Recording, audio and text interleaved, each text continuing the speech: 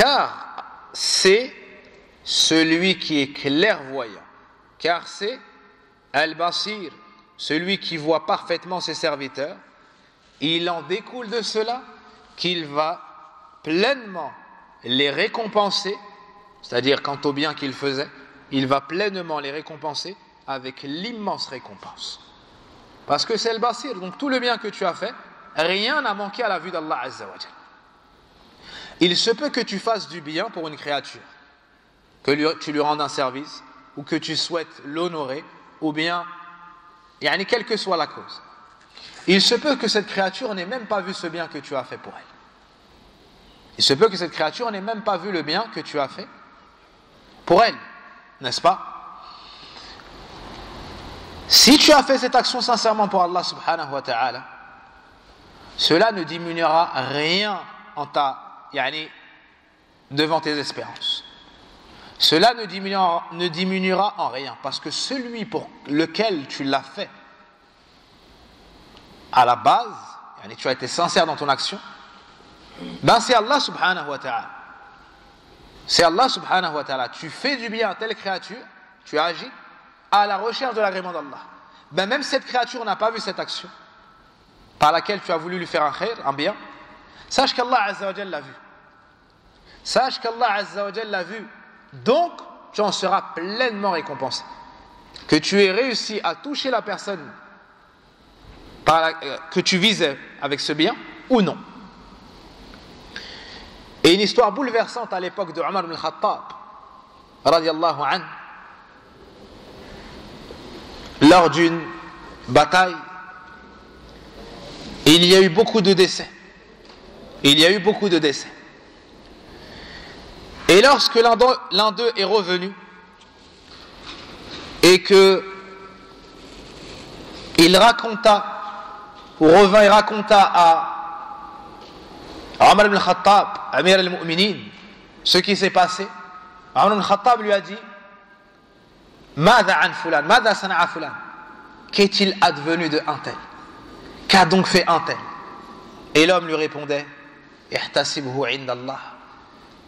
Espère la récompense chez Allah, c'est-à-dire qu'il est décédé, soit endurant et espère la récompense de ce malheur chez Allah. Alors Omar ibn al-Khattab disait: Inna lillah wa inna raji'un, et faisait dua pour lui.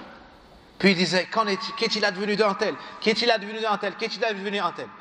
Lorsque Omar ibn al-Khattab s'est tué, cet homme a dit: Wa nasun kuthur la ya'lamuha amirul mu'minin.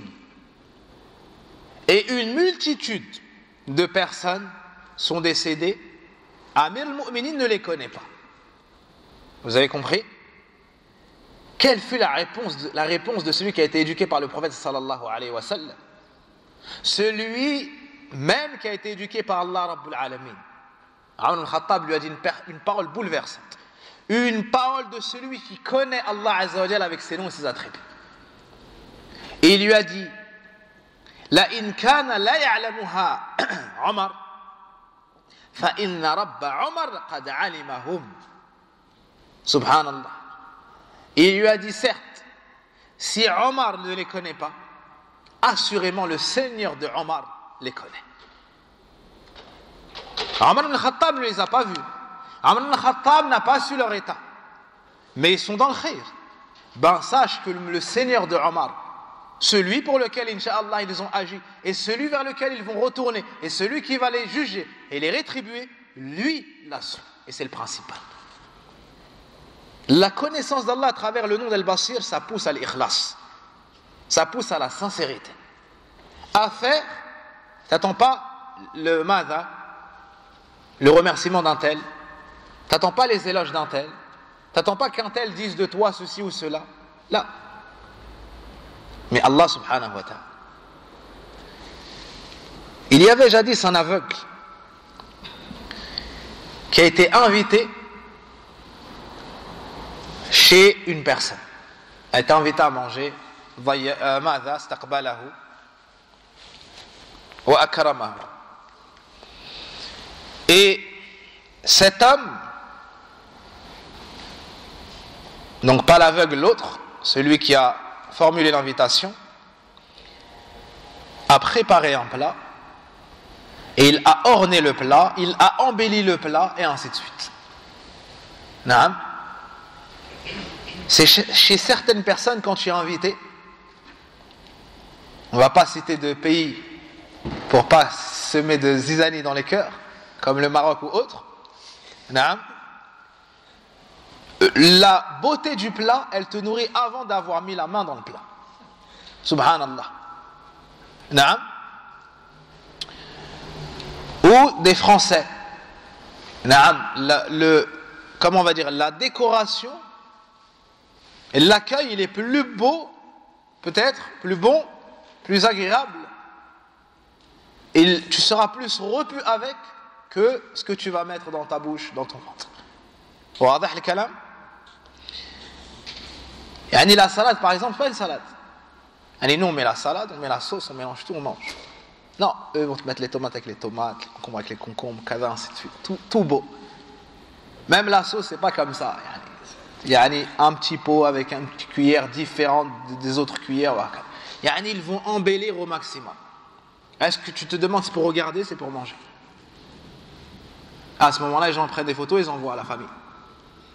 Non. Mais lui, il ne sait pas que même la famille, là où tu es, ne fait pas ça pour l'époux, sache. Lui, il croit, miskin, que tous les jours, lui, quand il mange, c'est orné comme ça. C'est pas vrai.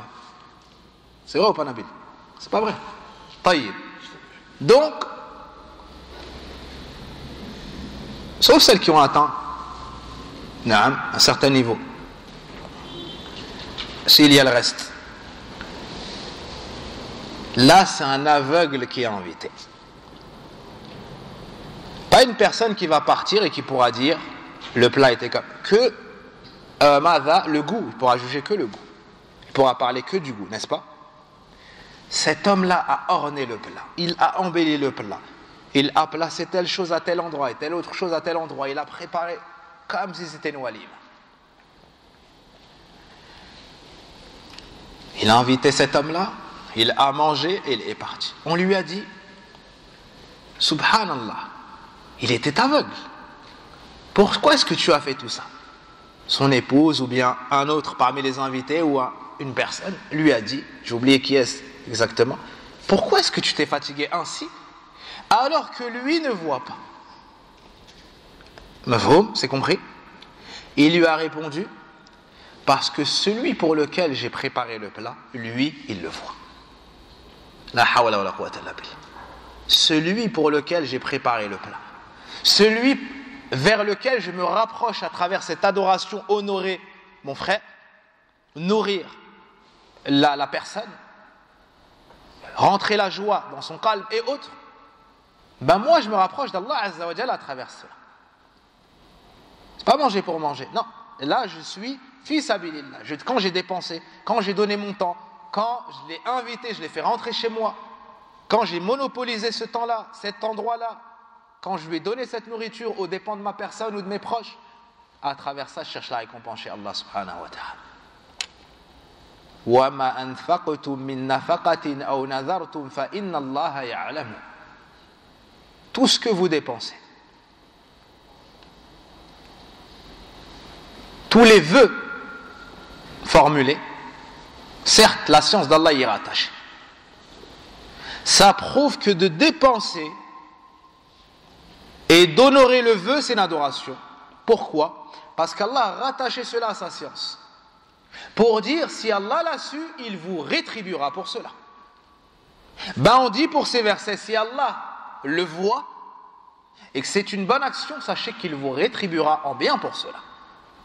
Ainsi, la connaissance du nom d'Allah El-Basir est un des noms qui doit le plus nous pousser à la sincérité dans les œuvres, à agir déjà, et à la sincérité dans l'agissement.